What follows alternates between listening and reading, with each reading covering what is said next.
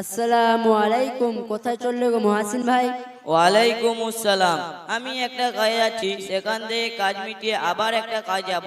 বাড়ি ফিরলে কথা হবে। সে কি, আজ শুক্রবার নামাজ পড়তে যাবে না? এই শোন, কথা কম বলবি, আমার সামনে অত নামাজ পড়ার কথা বলবি না, কথাটা মনে থেকে যেন। সে কি, সেদিন তো বলেছিলে আমাদের মৌলানা সাহেব নাকি বলেছেন পরপর 3 জুমা কাজা করলে মুনাফিক হতে হয়, মুসলমানের খাতা থেকে নাম কেটে যায়। তাই এখন তুমি এমন কথা বলছো কেন? এই শোন, মৌলানা সাহেবের কথা আমার সামনে কখনোই তুলবি না, কথাটা আমি বলে দিলাম। হ্যাঁ, সে কি, সেদিন তো মৌলানা সাহেবের ভীষণ প্রশংসা করেছিলে, আজ এখন মৌলানা সাহেবের কথা শুনলে গা জ্বালা করছে কেন? এই শোন, মৌলানা সাহেব কেমন আমার চিনা হয়ে গেছে, আমার আর কাউকে চিনতে বাকি নেই, সুতরাং আমাকে আমার বুদ্ধি মতো চলতে দে। তোমার কথাগুলো শুনে আমার স্বপ্ন দেখার মতো হচ্ছে। তুমি একটু খুলে বলবে তোমার রাগ হওয়ার কারণটা কি? এই শোন, মৌলানা সাহেবের কাছে যেন আবার বলিস না। আগে বলো তো শুনি। আমি তো মসজিদে নামাজ পড়তে যাব না, মৌলানা সাহেব তো শোনে না, আমাকে বারবার বলে মসজিদে নিয়ে গেল। সে তো ভালো কথা। তারপর শুনবি তো, পুরো মসজিদ ভর্তি লোকের সামনে বসে কি অপমানটা করলো, সে ভাষা নিয়ে বোঝানোর মতো না।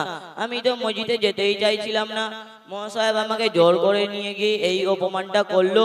এটা কি ঠিক হলো মৌলানা সাহেবের? আল্লাহ, তোমাকে অপমান করা হয়েছে, তুমি কি করে বুঝলে যে তোমাকে অপমান করা হয়েছে? তা আমাকে নয় তো কাকে বললো ওইসব কথা? মদ খাওয়া, গাঁজা খাওয়া, বিড়ি সিগারেট খাওয়া, সুদ খাওয়া, মিথ্যা কথা বলা, এসব শয়তানি কাজ। আমি কি শয়তান? আমি কিছু বুঝি না নাকি? এসব কথা কাকে বলা হয়েছে?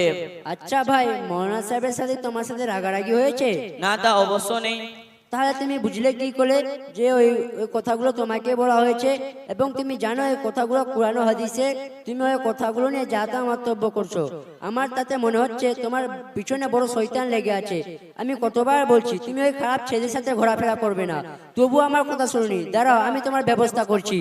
কি, তুই আমার ব্যবস্থা করবি? হ্যাঁ, আগের দিনকার কথাগুলো সব মনে আছে তো? আমি বাড়ি গিয়ে তোমার সব কথা আমার আব্বুর কাছে বলে দেবো। না না, খবরদার না, এইসব কথাগুলো যেন আব্বুর কাছে বলিস না, আমি তোর কাছে অনুরোধ করছি। না, আমি তোমার কোনো কথাই শুনতে চাই না। এদানিক দেখছি মসজিদ, মাদ্রাসা, মক্তবের কথা শুনলেই যেন তোমার মাথা গরম হয়ে যাচ্ছে। এই শোন, এসব কথাগুলো যেন আব্বুর কাছে বলিস না। আর আমার মাথায় এখন কিছু কাজ করছে না, তুই আমাকে কিছু পরামর্শ দে। শোনো ভাই, আল্লাহ তাআলা কোরআনের মধ্যে বলেছেন লা তাত্তাবিউ খুতুওয়াতিশ শাইতান ইন্নাহু লাকুম আদুউম মুবিন, অর্থাৎ তোমার শয়তানকে অনুসরণ করো না, কারণ শয়তান হলো আমাদের প্রকাশ্য, তোমাদের প্রকাশ্য শত্রু। আর তুমি তো শয়তানকে অনুসরণ করছো, তো সুতরাং তোমাকে জাহান্নামে যেতে হবে। কোনটা জাহান্নামের পথ, কোনটা জান্নাতের পথ, ওটা তো আমার জানা নেই। এগুলো জানার জন্যই তো মাদ্রাসা মক্তব করা হয়েছে, ওইদিকে তোমার কিছু জানা নেই, উল্টো বিরোধিতা করছো। আমার খুব ভুল হয়েছে, আমি আর ওই খারাপ ছেলেদের সাথে ঘোরাফেরা করে আমার জীবনটা বরবাদ করতে চাই না। আমি ইসলাম সম্পর্কে জেনে শয়তানের পথ ছেড়ে আল্লাহর পথে চলতে চাই। তাই বলো, আমাকে কি করতে হবে? তোমাকে কুরআন বা দিনিয়াত মুনাজ্জাম মক্তবে ভর্তি হতে হবে। কুরালবার দিনিয়াত মুনাজ্জাম মক্তবে ভর্তি হয়ে কিছু জানা যাবে? হ্যাঁ, অবশ্যই। তা তুই তো এতদিন ধরে কুরালবার দিনিয়াত মুনাজ্জাম মক্তবে পড়ছিস, তা কি শিখেছিস দেখি, বলতো শুনি। তোমার কোনটা শুনতে মন চাই তা বলো। আচ্ছা বলো তো, গাড়িতে চড়ার দোয়া কি? গাড়িতে চড়ার দোয়া সুবহানাল্লাযী সাখখারা লানা হাযা ওয়া মা কুন্না লাহু মুকরিনিন ওয়া ইন্না ইলা রাব্বিনা লামুনকালিবুন। আর কিছু? আচ্ছা বলো তো, ঘুম থেকে জেগে ওঠার দোয়া কি? ঘুম থেকে জেগে ওঠার দোয়া আলহামদুলিল্লাহিল্লাযী আহইয়ানা বা'দা মা আমাতানা ওয়া ইলাইহিন নুশুর। আর কিছু?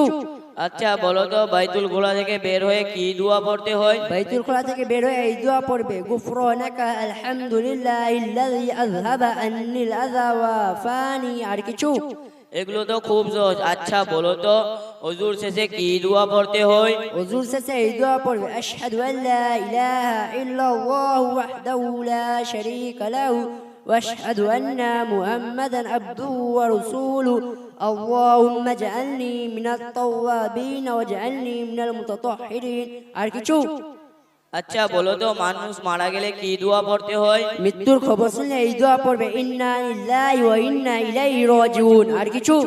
এত দেখছি কোনো মতেই মুখ বন্ধ করা যাচ্ছে না, তাহলে আমাকেও কি ওই কুরালবার দিনিয়াত মুনাজ্জাম মক্তবে ভর্তি হতে হবে?